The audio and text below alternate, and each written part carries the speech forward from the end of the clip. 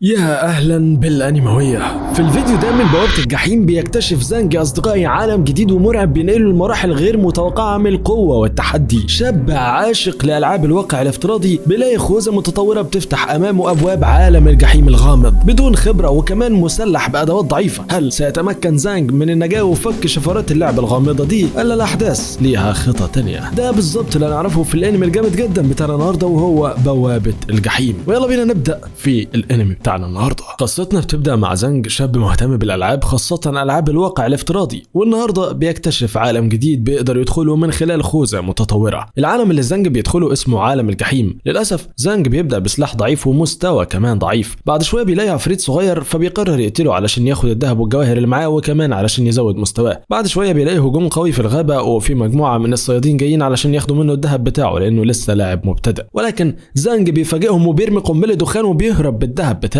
ولكنه بيتصاب بسهم من واحد من المجموعه اسمه جين، وبعدها بيقع على الارض وبيسرقوا منه الذهب بتاعه. زانج بيحس ان هو بيموت بجد وفعلا اللعبه بتعلن ان هو مات وانه هيخرج لمده ساعه عن العالم الافتراضي ده وبعدها هيقدر يرجع مره تانية. بعد مده زانج بيصحى على صوت بنات بتناديه، ولما بيشوف نفسه في المرايه بيلاقي شكله اتغير وشعره الاسود تحول لابيض، والبنات اللي معاه بيعرفوه ان هو موجود في قصر ياما. مش بس كده، ده كمان بيكون الملك بتاعهم. زانج بيفرح جدا وبيبقى مبسوط ان هو موجود وسط البنات الجميله دي وكمان هو الملك بتاعهم، ولكنه بيستغرب ازاي اتنقل من مرحله المبتدئين للمرحله دي بالسرعه دي كلها. زانج ما بيلحقش يتبسط باللي هو فيه لان واحده من البنات بتقول له ان هو ورا اجتماع مع ملوك ممالك الاشباح الاربعه، ودول عايزين يقولوا له تقرير عن لعبه الجحيم. زانج بيحضر الاجتماع والمساعده بتاعته بتلاحظ ان واحد من الملوك ما جاش وبعت المساعده بتاعته، ولما بتساله عن السبب بيقول لها ان الملك بتاعهم وراه حاجات يعملها مش زي الملك بتاعها. طبعا الكلام ده بيبقى فيه عدم احترام لزانج،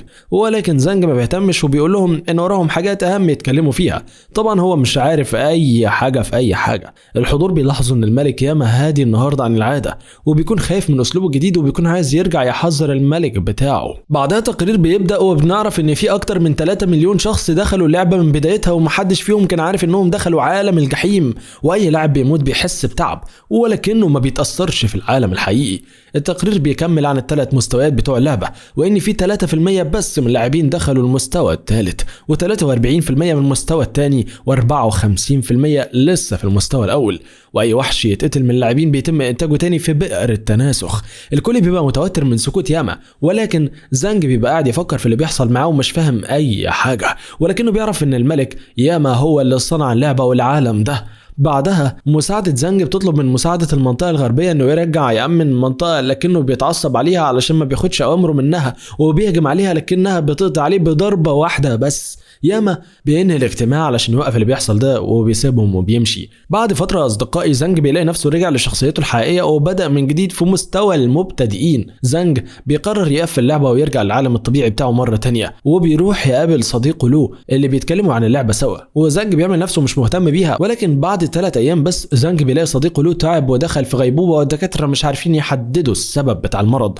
زانج بيعرف ان السبب في الغيبوبة دي هي اللعبة وبيبقى عايز يعرف ليه اللعبة ممكن تعمل فيه كده، علشان كده زانج بيقرر يدخل اللعبة مرة تانية علشان يحل اللغز ده. زانج بيرجع اللعبة مرة تانية بيحاول يرجع للإمبراطورية من جديد علشان يعرف معلومات أكتر عن اللعبة دي، ولكن في الأول بيبقى عايز يجمع معلومات عن الأسلحة والذهب ويجمع شوية منهم، فبيروح علشان يساعد بنت تانية وبيقتل الوحوش اللي بتهجم عليها. بعد ما بيقتلهم البنت بتقرر تتعاون معاه في اللعبة. بعد شوية بيلاقوا طيور بتهرب وفي زلزال قوي ونور أحمر في المكان وبوابة غريبة بتفتح وزانج ساعتها بياخد البنت وبيدخلوا منها. بنشوف بعدها الملك الياما الحقيقي اللي بيصحى من النوم وبيسأل عن الاجتماع. بيتعصب جدا لما بيعرف ان الاجتماع خلص وهو كمان اللي حضره بنفسه. زانج في الوقت ده بيبقى قاعد يقاتل في الوحوش مع البنت علشان ياخدوا اسلحتهم ويكسبوا ذهب كتير. زانج بعدها بيفضل يشرح لها شوية حاجات عن اللعبة وعن طريقة تجميع النقط وكسب الفلوس وازاي تطور من قوتها. بعدها بيخرجوا من البوابة ولكن بيلاقوا مجموعة من قطاع الطرق مستنيينهم علشان يسرقوهم، لكن طبعا بيقدروا عليهم علشان مستواهم زاد جدا في البوابة. زانج والبنت بيتحركوا بسرعة للوادي الغربي اللي مساعد الملك الشياطين اتكلم عنه قبل كده وانه كان هيبقى وهناك للحصاد بعد 3 أيام. في الأول الاتنين بيروحوا يشتروا مجموعة من المعدات، وبعدين بنشوف معظم لاعبين اللعبة راحوا للوادي الغربي اللي بيسموه وادي الخوخ، وبعدها بيظهر مساعد الشيطان وبيهجم عليهم وبيقتلهم وبيعمل دمار كبير جدا. لكن زانج وصديقته بيوصلوا وبيستخدموا سلاح من معداتهم بيجمد الخصم في ثواني. بعدها زانج بيهجم عليه وبيقدر يقلل من قوته بشكل كبير، ولكن برضه بيكون الشيطان قوي وبيقدر يرد على هجوم زانج. ولكن في النهاية زانج بيقدر يقتله وبياخد البنت وبيهربوا بسرعة. زانج بيطلب منها تقتله بسرعة وهيشرح لها كل حاجة بعدين. فعلا هي بتقتله بدون تردد، وساعتها زانج بينتقل للإمبراطورية في شكل الملك ياما من جديد. زانج بيجري بسرعة وبيدور على مساعد ملك الشياطين اللي بيبقى اتنقل لهنا بعد ما قتله، وفعلا بيلاقيه عايش هنا وكمان راجع لمملكته، ولكن بيطرده وبيمنعه يرجع للمملكة وبيبلغ ملكه باللي حصل معاه. زانج بيقتله وبيرميه في محيط الامبراطوريه. بعدها زانج بيرجع لمكتبه وبيلاقي كتاب تعليمات عن اللعبه، وبيعرف ان اللعبه مصممه علشان تمتص طاقه العالم الحقيقي. وبيعرف معلومه من مصمم اللعبه ان في موجه من الاشباح هتضرب يوم 9 سبتمبر، وما تمش الاعلان عنها علشان اللاعبين ما يتجمعوش مع بعض ويتغلبوا عليهم. ولكن على الرغم من كده مصمم اللعبه بيبقى مش عايز اللاعبين يموتوا كلهم ويكملوا لعب، وكل اللي بيعمله ده هدفه امتصاص الطاقه من العالم الحقيقي وبس. زانج بيعرف ان النهارده يوم 9 في شهر سبتمبر، وبعدها بيحس بتعب مفاجئ وبيرجع تاني لشخصيته في اللعبه. زانج بيجري بسرعه لاعلى قمه الجبل، وفعلا بعد شويه بيلاقي موجه الاشباح بدات، وبيحاول ينقذ الناس على قد ما يقدر. الاشباح بتظهر بشكل اكبر والقتال بيكون قوي بينهم وبين اللاعبين. زانج بيهرب وبيحاول يجمع اكبر عدد من اللاعبين علشان يتغلبوا على الاشباح. زانج بيجمع معاه 3 بنات من ضمنهم صديقته الاولى، وبيتحركوا علشان يقتلوا الاشباح. المجموعه بتوصل لكهف التنين، وهناك بيتعرضوا لهجوم التنين القوي واسلحتهم ما بتقدرش عليه. في الاخر زانج بيفتكر تعليمات عن التنين ده من الكتاب بتاع الملك ياما، وبيقدر يستغل نقطه ضعف التنين ويقتله بمساعده البنات. على الناحيه الثانيه بنعرف ان الملك ياما بيدور على افضل لاعبين في اللعبه، ولكن المساعدين بتوعه مش عارفين السبب. مستشارين الملك ياما بيحددوا مستوى زانج وبيروحوا يقبضوا عليه. زانج بيحاول يقاوم في الاول ولكنه ما بيقدرش عليهم، ولما بيلاقوا لسه بيقاوم بيلبسوه الاساور السحريه بتاعتهم وما بيقدرش يخلعهم. زانج بيرجع مرة تانية لقرية المبتدئين، وبيلاقي ان تصنيفه بقى السادس على المبتدئين كلهم، وبيبقى لازم يحسن نفسه، خاصة لما بيلاقي المجموعة اللي سرقوه اول مرة قائدهم اعلى منه، فبيقرر ان هو ينتقم في وقت ما. زانج بيروح يشتري مجموعة من الادوات وصاحبة المحل بتديله هدية، وبنكتشف بعدها ان دي خطة معمولة من مساعدة الملك ياما. بعد شوية زانج بينضم لصديقته وبيروحوا يخيموا في منطقة الصحراء، وهناك بيلاقوا دودة الرمال اللي محدش من المبتدئين بيقدر عليها. زانج والبنت اللي معاه بيهجموا عليها وما بيكونوش قادرين عليها لوحدهم، ولكن لما باقي الفريق بيوصل بيقدروا يهزموها. بعدها بيلاقي ان العصابه اللي عايزه تنتقم منهم موجودين، فبيهجم عليهم وبيقضي عليهم لوحده. بيقول لهم ان هو لو شافهم مره تانية في اللعبه هيقتلهم كلهم. الفرقه كلها بتفضل تحارب الديدان الرمليه دي علشان يحسنوا منطقتهم، وفي النهايه ما بيتبقاش غير فريق زانج وفريق تاني من الاقوياء. ولما زانج بيعرض عليهم كل اللي كسبوه بيرفضوا لانهم مش مهتمين بكل ده. زانج بيتطور في التصنيف وبيبدا المركز الثاني على اللاعبين المبتدئين. الفريق المنافس لزانج بيروحوا جبل الجليد علشان من اقوى الاماكن وعايزين يتصدروا قائمه افضل المبتدئين. على الناحيه الثانيه زانج وفريقه بيبقوا في البرج السحري بيتحدوا شيطان البرج. شيطان البرج ده بيبعت المساعد بتاعه بيبقى قوي جدا، ولكن في النهايه زانج بيقدر عليه. وبعد ما بيطلعوا للطابق الثاني من البرج وهناك بيتحصروا من عصابه صغيره وطبعا بيضربوهم كلهم، زانج بيفقد الوعي وبيلاقي نفسه في شخصيه الملك ياما مره ثانيه. ولكن المره دي شيطان البرج بيبقى رابطه بيحاول يقتله، واثناء القتال ده الملك ياما بيتنقل لبعد تاني وبيقابل زانج لاول مره وبيحكي له عن ملوك عالم الشياطين، وانهم كانوا اعلى منه من 10 سنين، ولكنه طور العالم وقدر يعلي مكانته ويبقى قائدهم. وبيطلب من زانج يحمي العالم ويحمي اللاعبين كلهم لانه ملوك الشياطين هيقتلوه، وبعدها بينقل له كل معرفته وذكرياته علشان يحل مكانه. المره دي زانج لما بيرجع لعالم المبتدئين بيقدر يتغلب على مساعدين الملك ياما اللي بيحاولوا يخطفوه. زانج بيرجع يحذر البنات صحابه من اللعبه وبيطلب منهم يسجلوا خروجهم وما يرجعوش مره تانية علشان الاوضاع هتبقى خطيره، خصوصا ان ملوك الشياطين عايزين يقتلوا اللاعبين كلهم بشكل نهائي. لكن البنت بترفض وبيقرروا يفضلوا مع زانج علشان يساعدوه. الفريق بيروح لحجره النار، وهناك زانج بيعرف ان في شخص غير اعدادات اللعبه وظهر لهم وحش اسطوري، ولكن زانج بيقضي عليه بكل سهوله. بعدها بيتم اعلان جوائز كبيره جدا في المستوى الثاني من اللعبه للقبض على زانج وفريقه. زانج وفريقه بيروح لزعيم المستوى الثاني لكنه بيهرب منهم وبيطاردوه في متاهه كبيره، رغم ان زعيم المستوى الثاني شبه البطاطسيه ومش قوي ولكنه بيكون محضر لهم افخاخ قاتله. الفريق بتاعنا بيقدر يعدي الافخاخ دي وبيوصلوا لمستر بطاطس وبيمسكوه وبيجبروه يساعدهم في انهم يلاقوا مساعده الملك ياما. واحد من الشياطين بيوصل بسرعه ومستر بطاطس بيخبي الفريق عنده، ولكنهم بيكتشفوا، ولكن اول ما بيطلعوا في المكان اللي مستخبيين فيه بيلاقوهم وبيكونوا استخدموا السحر للاختفاء. بعد ما بيمشوا مستر بطاطس بيتفق مع زانج ان هو يساعده يلاقي المساعده فانج ويخليه يوصل للمستوى الثالث من اللعبه علشان ما يشوفش وشه مره تانية. ولكن اثناء ما الفريق بيتحرك لمكان فانج بيتعرض لهجوم من الشياطين اللي كانوا بيدوروا عليهم، وبعد ما بيلاقوا فانج بيحاولوا يهربوا بيها باي طريقه، ولكن الفريق صاحب التصنيف الثاني بيقابلهم وبيمسكوا فانج. الشيطان بيعرض على قائد الفريق الثاني ان هو يخليه اقوى واحد في اللعبه مقابل ان هو يسلمه فانج، ولكن زانج بيوصل وبيهزمه وبعدها بيقضي على الشياطين بكل سهوله. ولما الشياطين بيلاقوا نفسهم بيخسروا من زانج بيستخدموا الخطه الثانيه، وهي انهم يمتصوا طاقه اللاعبين من الفريق الثاني. ولكن زانج برضه معاه قوه مساعدين الملك ياما في الاساور اللي لابسها في ايده وبيستخدمهم علشان يحسن من قوته. فانج بتعرف ان زانج هو الشخص اللي كان بيستبدل الملك ياما، وبتتاكد لما بتلاقيه هزم كل الشياطين اللي بيقتلوه. الفريق بيكمل طريقه وبيوصلوا البحيره وبيعبروها عن طريق مساعده حريه البحر علشان يوصلوا للجبل، وهناك هيلاقوا زعيم المستوى الرئيسي ولازم يهزموه علشان يوصلوا للمستوى الثالث. بعد ما بيوصلوا للجبل بيقابلوا وحش المستوى الثاني، وبعد قتال قوي زانج بيقدر يهزمه وبيطور مستواه بشكل كبير. وقبل ما الفريق يدخل في بوابه المستوى الثالث بيظهر مقاتل قوي جدا وبيهجم عليهم وبيسبب خلل في البوابه، والفريق بيتفرق كل واحد بيروح مكان. زانج بيلاقي مستواه انخفض وهو في المستوى الثالث، واللاعبين هناك بيستغربوا ولكن بيشرحوا له عن النقابات الثلاثه في المستوى الثالث. التنين والبركان وقمة الشيطان والثلاثة موجودين تحت قمة جبل، وفوق الجبل موجود الوحش الرئيسي. زانج بيعرف ان نقابة التنين عايزين ينقلوا شخص مستوى عالي للمستوى الرابع. زانج بيتفاجئ ان قائد النقابة اسمه لو على اسم صديقه، وبيشك ان لو لسه عايش ولكن روحه متحصرة في اللعبة علشان كده اتدخل في غيبوبة. تاني يوم بيكون رئيس احد النقابات بيدور على شخص علشان يدخل معاه وبيكون اسمه تشون. زانج بيستهين بيه وبيعصبه وكمان بيضربه ضربة قوية. مجموعة كبيرة من مقاتلين النقابة بيوصلوا لان ممثل النقابة اتضرب من زانج. قائد الحراس دول بيضرب تشون هو كمان، وبيتحدى زانج في قتال لحد الموت كعقاب ليه.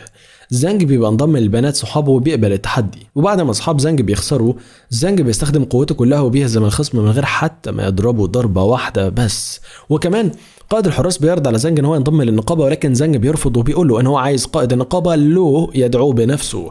الناحيه الثانيه بنعرف ان المقاتل اللي هجم على زانج قبل ما يدخل المستوى الثالث يبقى ملك اللعبه الجديد، وبيبعت حراسه اليومينج ورا زانج. بنعرف ان اليومينج كانوا محبوسين من الشياطين علشان ملك الشياطين الاول عمل انقلاب على ملك اللعبه، وهم كمان بيحاولوا يساعدوه. حاليا زانج بيلاحظ معامله الملك بطريقه وحشه مع اليومينج، فبيقرب من واحده فيهم وبيخليها تلاحظه وبعدها بيمشي.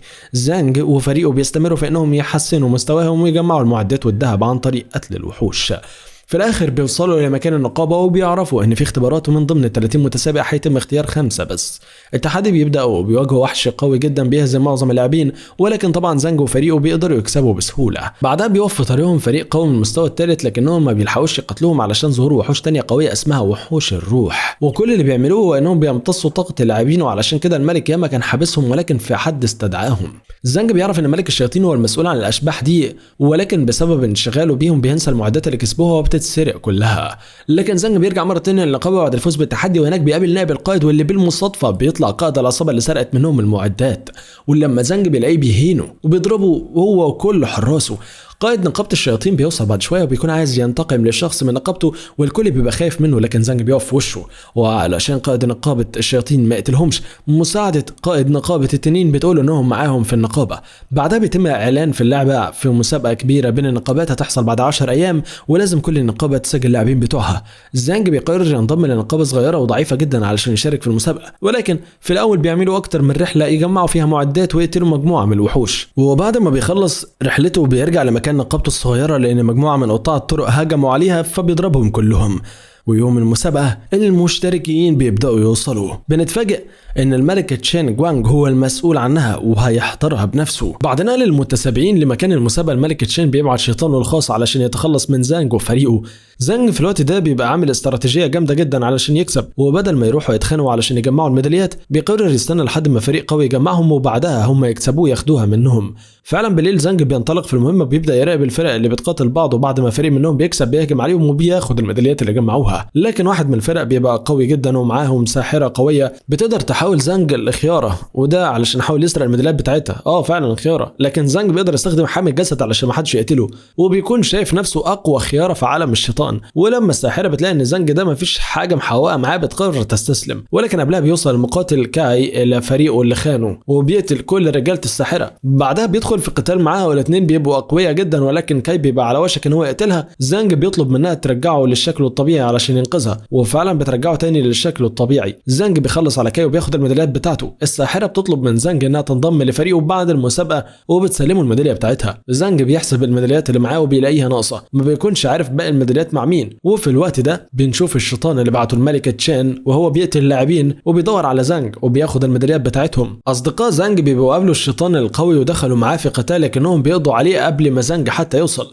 ولكن بوصول زانج الشيطان بيقوم من جديد وبيهجم عليهم، ولكن زانج بيتدخل وبيطير رقبته. البنات اصدقاء زانج بيروحوا يسلموا الميداليات لزعيم فريق تاني لانه خدعهم وضمهم ليه، ولكنه بيتعصب عليهم علشان في ميداليه ناقصه. بنرجع مره تانية لزانج اللي بيلاقي الشيطان قام من جديد وبيكون خصم مستحيل تغلب عليه، فبيستخدم الاساور بتاعته علشان يحجزه. واثناء ما كان بيفكر في طريقه يقتله بيها بيلاقي قائد الفريق اللي معاه باقي الميداليات جاي ينتقم لموت كاي اللي كان معاه في الفريق، ولكن لسوء حظه بيلاقي ايد كاي متعلقه على الشيطان. زانج ساعتها بيستغل الفرصه وبيعمل تحالف مع قائد الفريق الثاني وبيضحك عليه وبيقول له ان هو يبقى اخو كاي الصغير. الفريق الثاني بيهجم على الشيطان لكنه بيقتلهم وبيكون هيقتل القائد كمان، ولكن زانج بيلحقه. بعدها الساحرة وزانج بيقدروا يحولوا الشياطين لألعاب بالسحر بتاعهم وبينقلوهم من بوابة سحرية وبتخلصوا منهم. ولكن في الأول زانج بيبقى غطى عيون قائد الفريق التاني علشان ما يشوفش هو عمل إيه، وده لأنه استخدم طاقة الملك ياما. بعدها زانج بيسيب الميدالية معاه وبيبعت وراه صحابه البنات تاني علشان يخدعوه في الآخر. بعد ما الجولة الأولى من المسابقة بتخلص الملك تشين بيلاحظ إن الشيطان بتاعه مش موجود، فبيشك إن هو اتقضى عليه من أي نقابة قوية، لكنه بيكون متأكد إن ملك نقابة الشياطين مش هيعمل حاجة علشان عامل معاه صفقة. بيبدأ يشك في قائد النقابة الأقرع ده اللي بالمناسبة اسمه تاو، ولكن بما ان الملك تشين هو مستضيف البطولة فمش هيقدر يتصرف معاه في العلن. بعدها بيعلن عن الجولة الثانية اللي هتكون عبارة عن تسلق قمة جبل، اول شخص هيتسلقه نقابته هتبقى الفائزة. زانج بيرجع يحتفل مع نقابته، ولكن تاني يوم بيلاقي ان كل افراد النقابة واقعين على الارض علشان البنات كانوا بيتخانقوا امبارح. زانج بيشرح لاعضاء الفريق عن الجبل وعن المخاطرة اللي موجودة هناك، وكلها عبارة عن مجموعة من الزومبي في الغابة، وطبعا منطقة البراكين الحارقة، واخر طبقة بتبقى موجة من الجليد. بعدها يفضل يدربهم على صعود الجبال عن طريق ان هو بيحاكي المخاطر اللي بيقابلوها، ولكن بوجود مخاطر تانية زي الخناقات اللي بتحصل بين البنات علشان زانج. تاني يوم النقابات الاربعه اللي تاهلوا لاخر جوله بيستعدوا للجوله الاخيره، وطبعا كل النقابات الثلاثه الاقوياء بيبقوا تاهلوا معاهم نقابه زانج الضعيفه. الملك تشين بيوصل وبيعلن ان المسابقه دي من غير قواعد، وكمان بيعلن بدايه المسابقه. زانج بيفكر شويه قبل ما ينطلق وبيكون عارف ان كل نقابه من الثلاثه هيختاروا الطريق للقمه من المكان اللي هم عارفينه. يعني نقابه الشيطان هتنطلق من طريق الغابات، والبركان من طريق البراكين، والتنين من طريق التلج. وبما ان زانج ونقابته ما يعرفوش اي طريق من الثلاثه بيقرروا ان هم يروحوا في طريق الغابه علشان ما عندهمش اي خلاف مع نقابه الشيطان. هناك بيقابلوا مجموعه كبيره من الزومبي والشياطين اللي تشين بعتهم، وزانج بيبعت فريقه يقتلوا الزومبي علشان هو يقدر يظهر قوته الحقيقيه ويقاتل الشيطان اللي الملك تشين بعته ويظهر قوه الملك ياما. واول ما بتظهر الشيطان اللي بيقاتله بيعلن ولاءه لزانج لانه من اتباع الملك ياما ومؤيد ليه. ومش بس كده، ده بيبقى اب الشيطان اللي زانج حبسه في بعد تاني وبيطلب منه يحرره مقابل ان هو يحميه. فعلا زانج بيوافق وبيحرر الشيطان، لكنه ما بيلحقش يهجم على زانج وابوه بيضربه. بعدها بياخد زانج على حصانه علشان يطلع بيه لقمه الجبل بنفسه. زانج بيوصل لقمه الجبل مع الفريق بتاعه، بيقابل الملك تشين هناك وبيكون متضايق جدا ان زانج هو اللي كسب المسابقه، ولكنه ما بيقدرش يعمل حاجه وبيسلمه الجايزه. ولما بيكون عايز يقتله من ظهره الشيطان الاكبر بيدافع عنه. زانج بيجمع فريقه وبيستخدم البوابه علشان يهرب. اثناء ما تشين بيبقى واقف بيقتل كل الشياطين اللي بيدافعوا عن زانج وبيأمنوا طريقه هروبه، زانج بيوصل لخادم اللعبه الرئيسي في الجبل، والبنات بيحاولوا يدمروه علشان يوقفوا اللعبه للابد وينقذوا اللاعبين، ولكن هجومهم بيبقى من غير اي فايده. زانج بيعرف ان الخادم مش هيتدمر من غير قوه الملك ياما، علشان كده بيستدعيها وبيبدا يضرب في الخادم وفعلا بيبدا يتكسر. ساعتها الملك تشين بيوصل للمكان وبيكون على استعداد يقتل زانج وفريقه، ولكن البنات بيطلبوا من زانج ينهي الخادم بسرعه وهم هيقاتلوا الملك تشين علشان ياخروه.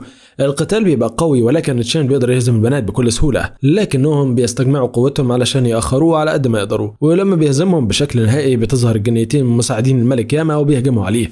وخلال القتال ده زانج بينجح في تدمير خادم اللعبه باستخدام قوه الملك ياما.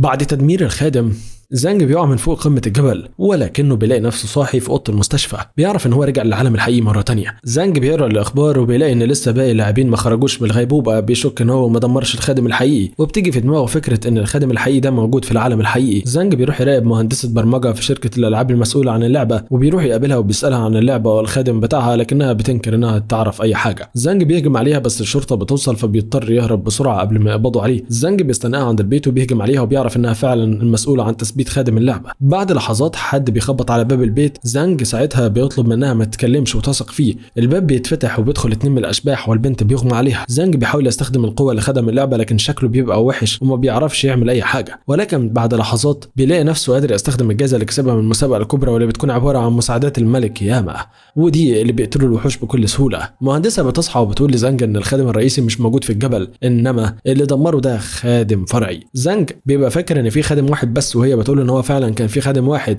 ولكن شخص تاني طلب منها تعمل خادم اضافي، والشخص ده بيتضح ان هو يبقى الشيطان الاكبر والحاكم الاول للعبه. زانج بيتصدم لانه المفروض يبقى مات والحكم بعده راح للملك ياما. زانج بيعرف ان مفيش حل غير انه يرجع للعبه ويوصل للدور الاخير من البرج علشان يلاقي الامبراطور الاكبر. المهندسه بتقول ان تدمير الخادم الرئيسي صعب، ولكن في طريقه تسمح للاعبين ان هم يسجلوا الخروج من اللعبه، وهي انه لازم يصلح الخادم الفرعي ويضيف وظيفه الخروج من اللعبه من جديد. زانج والمهندسه بيدخلوا اللعبه مره تانية وبيقابلوا اصحاب زانج. المجموعه كلها بتروح لمكان الخادم في المستوى الرابع، وهناك بيكونوا لازم يجمعوا المواد اللي يستخدموها من مدينة بلاك كلاود اللي بيبقى موجود فيها نقابة الشيطان. وهناك بيلاقوهم خاطفين البنت من نقابة التنين وبيعذبوها. زانج بيحررها وبعدها بيدخل قتال مع قائد النقابة. القتال بيبقى قوي جدا، ولكن المهندسة المبرمجة بتتدخل وبتكتشف ان قوتها في اللعبة كبيرة جدا، وفي النهاية بتقضي عليه هي وزانج. البنت من نقابة التنين بتشرح لزانج ان معظم اللاعبين وصلوا المستوى الرابع علشان في اشاعة بتقول انهم هيقدروا يخرجوا من هنا، وبتقول ان الملكة تشين استخدم اكسير اسود علشان يمتص روح اللاعبين، وحتى لو صلح الخادم مش هيقدروا يخرجوا. علشان يخرجوا لازم يستخرجوا الاكسير الاسود ده. البنت بتعرض عليه يروح يقابل قائد النقابة بتاعتها اللي هو يبقى صديقه لو علشان يتعاونوا مع بعض. فعلا زانج بيروح للو وبيقابله اول مره وبيرحب بيه ترحيب كبير. زانج ولو بيروحوا يجمعوا الاسلحه والمعدات اللي هيستخدموها في رحلتهم، وبعدها بيروحوا ينضموا لملكة الجليد علشان تساعدهم. في الوقت ده ملوك الشياطين بيكونوا مستعدين علشان يسيطروا على اللعبة بعد ما سيطروا على الملكة تشين. في الوقت ده برضه الحاكم الأعظم بيطلب من النقابات اللي معاه يستعدوا علشان في معركة كبيرة على الأبواب. بعد فترة الفريق بيتوجه ناحية مدينة بلاك كلاود، وهناك ملكة الجليد بتدخل في أول قتال مع واحد من القادة وهو أوتيان اللي بيبقى قوي جدا وبيهزمها بكل سهولة. زانج بيتدخل علشان ينقذها وبيرجع تاني للفريق وبيطلب منهم يرجعوا لقريتهم مرة تانية. زانج بيقول لهم ان الهجوم على بلاك كلاود صعب جدا، لكنه عنده طريقة لهزمتهم. تاني يوم اوتيان بيهجم على نقابة التنين، لكن زانج بيبقى في انتظاره مع تنين الجليد. والفكرة ان زانج مش عايز يستخدم التنين، بل بيتخلص منه علشان يصنع سيف التنين الجليدي علشان يجمد معبد الطاقة، وده اللي اوتيان بيستمد قوته منه. وبعدها بيهجم عليهم علشان يقضي عليهم تماما وياخدهم اسرع. تاني يوم بينطلقوا لمدينة بلاك كلاود من جديد، وبيعرف ان نقابة البركان انضمت لنقابة الشيطان، لكن زانج بيبقى عنده صديق يساعده وهو تاو، وبيضم لفريقه. بعدها بيضم معاهم كل النقابات الضعيفة علشان ياخد احجار الطاقة بتاعتهم علشان تساعدهم في المواجهة. وبكده زانج بيكون قادر يجمع جيش قوي علشان يواجه نقابة البركان والشيطان وينقذ اللاعبين. هل هيقدر زانج ينفذ خطته وينجح في انقاذ اللاعبين في اللعبة ولا لا؟ ده اللي هنعرفه في الجزء الثاني من الانمي بتاعنا الجامد جدا، ولكن هو لسه ما نزلش. اول ما ينزل تاكد ان احنا اول ناس هننزله. وقبل ما نختم فيديو النهارده ما تنساش تدعمنا بلايك الفيديو ده واشتراك في القناه عشان يوصلك كل اللي جاي. سلام.